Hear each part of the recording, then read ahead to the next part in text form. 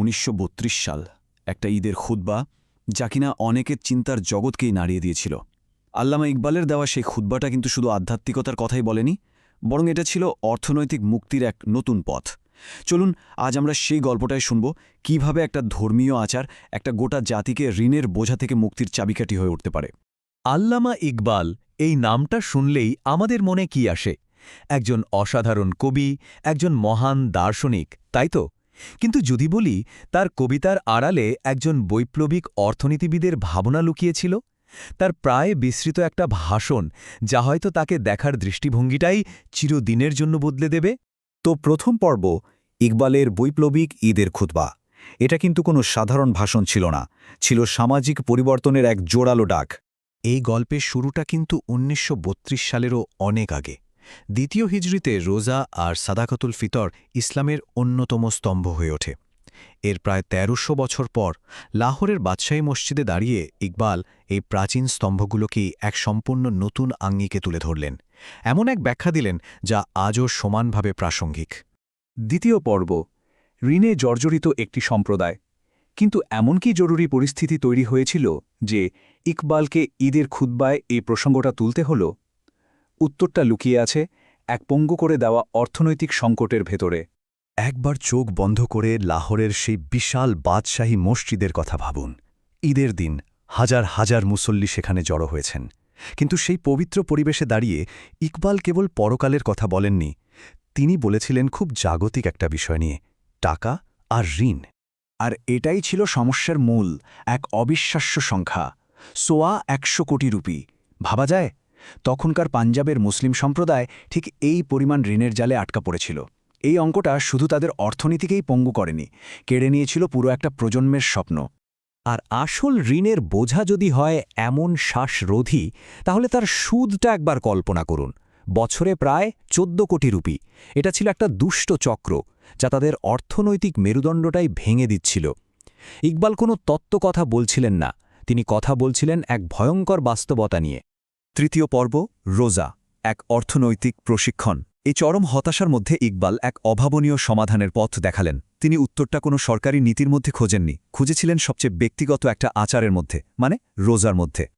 আচ্ছা, রোজা বলতে আমরা সাধারণত কি বুঝি? স্রষ্টা আর সৃষ্টির মধ্যকার এক ব্যক্তিগত ব্যাপার, আত্মশুদ্ধির একটা পথ, তাই না? কিন্তু ইকবাল প্রশ্ন তুলেছিলেন, এর উদ্দেশ্য কি শুধু এটুকুই? কি হবে যদি এর আসল লক্ষ্যটা আরও বড়, আরও সামাজিক হয়? এখানেই ইকবালের চিন্তার গভীরতাটা বোঝা যায়। একদিকে আছে রোজার ব্যক্তিগত উপকার, আত্মসংযম, স্বাস্থ্য, মিতব্যয়িতা, কিন্তু অন্যদিকে ইকবাল দেখিয়েছেন এর বৃহত্তর উদ্দেশ্যকে, গরিবের কষ্টকে সরাসরি অনুভব করা, আর সেই অনুভূতি থেকে এক ন্যায়ভিত্তিক অর্থনৈতিক সমাজের ভিত্তি তৈরি করা। ইকবালের নিজের ভাষাতেই যদি বলি, রোজার উদ্দেশ্য হল জাতির মধ্যে অর্থনৈতিক ও সামাজিক সমতা প্রতিষ্ঠা করা। এটা শুধু এক মাসের সাধনা নয়, এটা সারা বছর ধরে চর্চা করার মতো এক জীবন দর্শন। আর এই মাসব্যাপী প্রশিক্ষণের চূড়ান্ত রূপটা হল সাদাকাতুল ফিতর। ইকবালের চোখে এটা কেবল ঈদের দিনের একটা দান নয়, এটা এক নক্কর স্মারক। রমজানে আমরা যে সাম্য আর সহানুভূতির চর্চা করেছি, তা যেন বাকি ১১ মাসও বয়ে নিয়ে চলি। চতুর্থ পর্ব, কুরআনের আর্থিক বিধিবিধান। আচ্ছা, ইকবালের এই অর্থনৈতিক যুক্তিগুলো কি শূন্য থেকে এসেছে? একদম না। এর ভিত্তি ছিল কুরআনের নির্দেশনার ওপর অত্যন্ত দৃঢ়ভাবে প্রথিত। চলুন সেই ভিত্তিটা একবার দেখা যাক। তিনি সূরা বাকারার এই গুরুত্বপূর্ণ আয়াতটির দিকে আমাদের মনোযোগ আকর্ষণ করেন, যেখানে অন্যের সম্পদ অন্যায়ভাবে ভোগ করতে নিষেধ করা হয়েছে।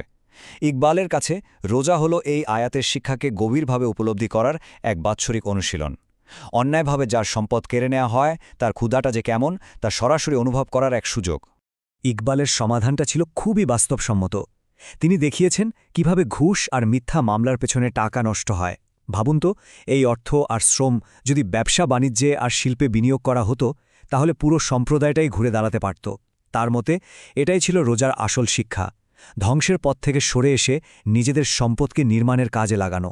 ঋণের বিপদটা যে কতটা গভীর তা বোঝাতে ইকবাল নবী মোহাম্মদ সাল্লাল্লাহু আলাইহিস সালামের একটি উক্তি তুলে ধরেন।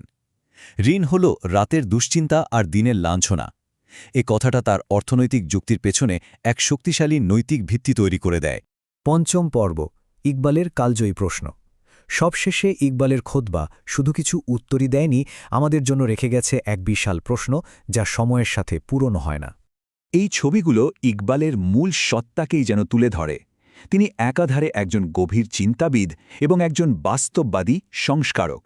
তিনি দেখিয়েছেন যে আসল আধ্যাত্মিকতা জাগতিক সমস্যা থেকে পালিয়ে যাওয়া নয়, বরং সেই সমস্যা সমাধানের হাতিয়ার খুঁজে বের করা। ইকবাল তার খুতবা শেষ করেন একটি হাদিস থেকে নেওয়া 9টি অসাধারণ নীতি দিয়ে। একটু খেয়াল করলেই দেখবেন দারিদ্র্য ও প্রাচুর্যে মিতাচার বা ক্রোধ ও সন্তুষ্টিতে ন্যায়ের কথা বলা, এই নীতিগুলো আসলে তার পরিকল্পিত অর্থনৈতিক ব্যবস্থার নৈতিক ভিত্তি। এগুলো শুধু ব্যক্তিগত উপদেশ নয়, এগুলো এক শক্তিশালী অর্থনীতির স্তম্ভ। আর এখানেই আমাদের জন্য ইকবালের সে চূড়ান্ত প্রশ্নটা উঠে আসে, কিভাবে একটি সম্প্রদায়ের আধ্যাত্মিক শক্তিকে তার আধুনিক অর্থনৈতিক চ্যালেঞ্জগুলো মোকাবেলার জন্য কাজে লাগানো যায়। ১৯৩২ সালে করা তার এই প্রশ্নটি হয়তো আজকের দিনে আমাদের জন্য আরও বেশি প্রাসঙ্গিক। আমাদের উত্তরটা কি হবে? এই আলোচনাটি কারওয়ানে ইকবাল সংগ্রহ থেকে নেওয়া হয়েছে।